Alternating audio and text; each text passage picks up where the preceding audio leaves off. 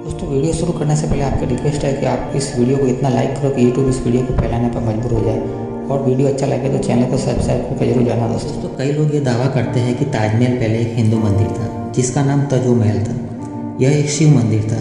हाल ही में Allahabad high court की लखनऊ पीठ में एक याचिका दायर कर भारतीय पुरातत्व सर्वेक्षण को ताजमहल के 22 बंद कमरों की जाँच करने के निर्देश देने की मांग की गई ताकि पता लगा जा सके कि कई हिंदू देवी देवताओं की मूर्तियाँ तो नहीं है। इसी याचिका के चलते विवाद हो चलता है। चलिए दोस्तों जानते हैं इसमें सच क्या है। इतिहासकार पुरुषोत्तम ओक अपनी किताब में लिखा है कि ताजमहल पहले हिंदू मंदिर होने के 700 से भी अधिक सबूत मौजूद है। ताजमहल को पहले तजो महल कहा जाता था। वर्तमान ताजमहल पर ऐसे 700 चिन्ह खोजे गए जो इस बात को दर्शाते हैं कि इसका रिकंस्ट्रक्शन किया गया है। वास्तुकला के विश्वकर्मा वास्तुशास्त्र नामक प्रसिद्ध ग्रंथ में शिवलिंगों में तेज लिंग का वर्णन आता है। ताजमहल में तेज लिंग प्रतिष्ठित था, इसलिए उसका नाम तजो महल पड़ा।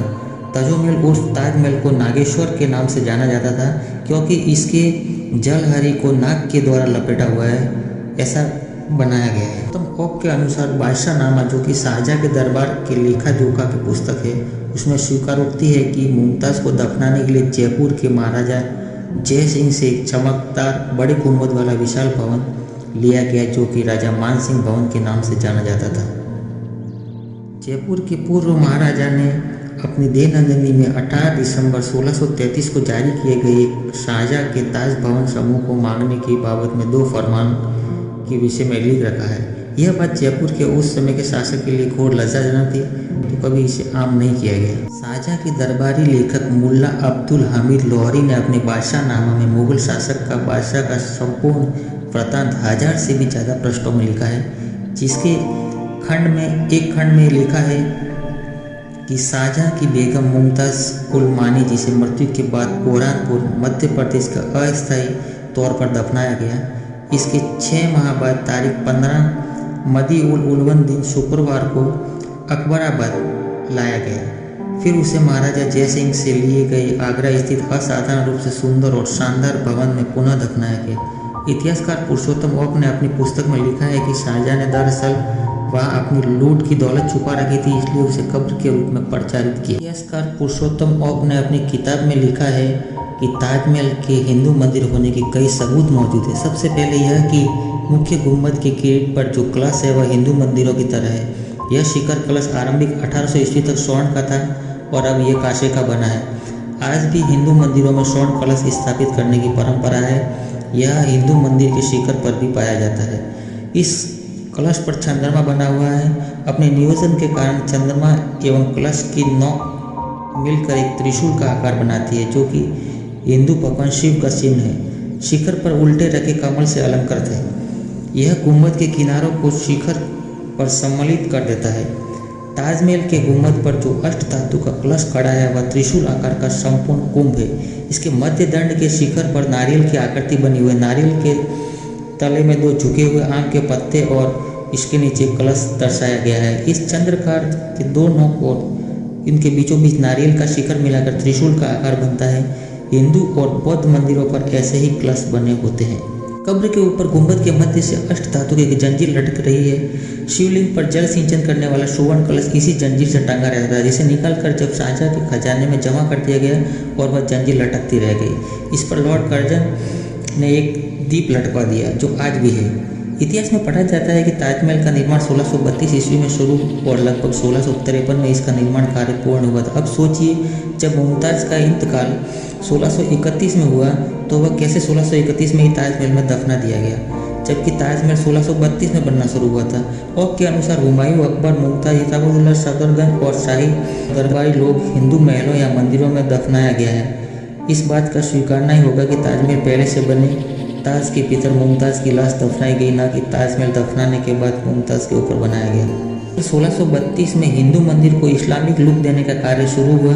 1649 में इसका मुख्य द्वार बना जिस पर कुरान की आयतें तराशी गई। इस मुख्य द्वार के ऊपर हिंदू शैली के छोटे छोटे गुंबद आकार का मंडप है और अत्यंत भव्य प्रतीत होता है। आसपास मीनारें खड़ी की गई और सामने स्थित फव्वारे को फिर से बनाया गया।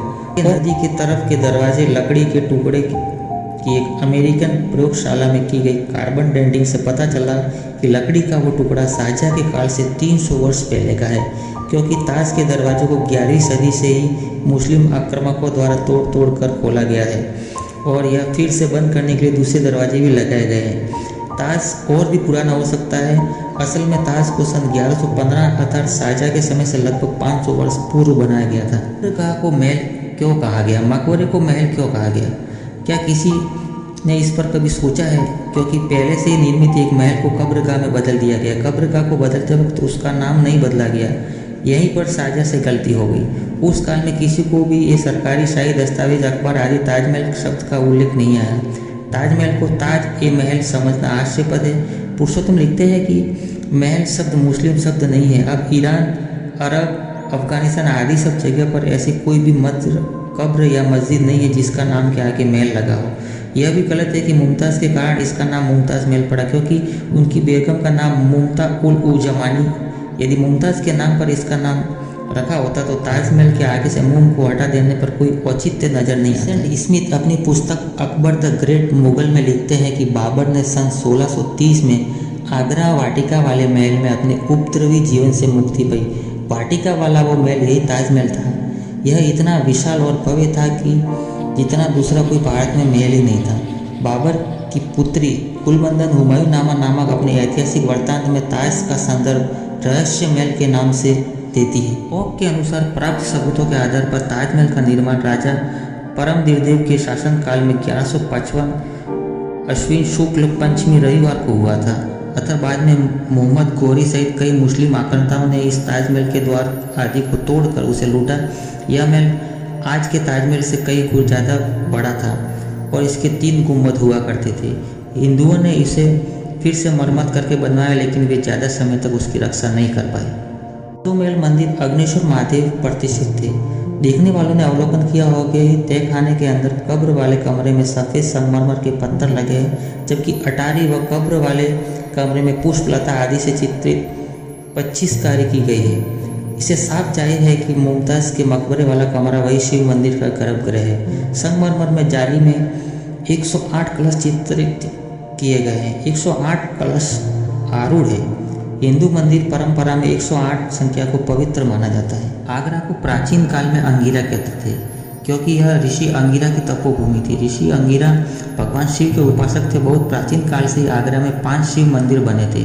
यहाँ के निवासी सदियों से इन 5 शिव मंदिरों में जाकर दर्शन व पूजन करते थे, लेकिन कुछ सदियों से बालकेश्वर, पृथ्वीनाथ, मनकामेश्वर और राजा राजेश्वर नामक केवल 4 ही शिव मंदिर शेष है। 5वें शिव मंदिर को सदियों पूर्व कब्र में बदल दिया गया। स्पष्टतः यह 5वां मंदिर आगरा के इष्ट देव नागराज अग्नेश्वर का मंदिर नागनाथेश्वरी है, जो कि तजोमहल मंदिर उर्फ ताजमहल में प्रतिष्ठित है। हिंदू मंदिर प्राय नदी या समुद्र तट पर बनाए जाते हैं। ताज भी यमुना नदी के तट पर बना है, जो कि शिव मंदिर के लिए उपयुक्त स्थान है। शिव मंदिर में एक मंजिल के ऊपर और एक मंजिल 2 मंजिल में शिवलिंग स्थापित करने के हिंदुओं का रिवाज था, जैसा कि उज्जैन के महाकालेश्वर मंदिर और सोमनाथ मंदिर में देखा जा सकता है। ताजमहल में एक कब्र तहखाने और एक कब्र उसके ऊपर मंजिल कक्ष है तथा दोनों ही कब्रों में मुमताज़ बताया जाता है। दोस्तों, जिन संगमरमर के पत्थरों पर कुरान की आयतें लिखी हुई है उनका रंग पीलापन है, जबकि शेष पत्थर उच्च गुणवत्ता वाले शुभ रंग के हैं।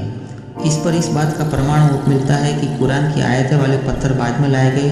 ताज के दक्षिण में एक प्राचीन पशुशाला है। वह तजोमहल की पालतू गायों को बांधा जाता था। मुस्लिम कब्र में गाय का कोठा होना एक असंगत बात है। उनके चारों ओर एक समान प्रवेश द्वार है, जो कि हिंदू भवन निर्माण का एक विलक्षण तरीका है, जिसे कि चतुर्मुखी भवन कहा जाता है। ताजमहल में ध्वनि को गूंजाने वाला गुंबद है। हिंदू मंदिरों के लिए गूंज उत्पन्न करने वाले गुंबदों का होना अनिवार्य है। बौद्धिक काल में इसी तरह के शिव मंदिरों का अधिक निर्माण हुआ था। ताजमहल का गुंबद कमल की कलाकृतियों से अलंकृत है। आज हजारों ऐसे हिंदू मंदिर हैं जो कमल की आकृति से अलंकृत है। फ्रांसीसी यात्री बेडनियर ने लिखा है कि ताजमहल के निचले रहस्यमय कक्षों में गैर मुसलमानों को जाने की इजाज़त नहीं थी, क्योंकि वहाँ चौंधिया देने वाली वस्तुएं थी। यदि वे वस्तुएं शाहजहाँ ने खुद रखवाई होती तो वह जनता के सामने अपना प्रदर्शन गौरव के साथ करता, परंतु वे लूटी हुई वस्तुएं थी और शाहजहाँ ने अपने खजाने में ले जाना चाहता था, इसलिए गैर मुस्लिम को वहाँ जाने की इजाज़त नहीं थी, ताकि कोई उन्हें देख न ले। नदी के पिछले हिस्से में हिंदू बस्तियां, बहुत से हिंदू प्राचीन घाट और हिंदू शौचागार है। यदि शाहजहां ने ताज को बनाया होता तो इन सबको पहले से ही नष्ट कर दिया होता।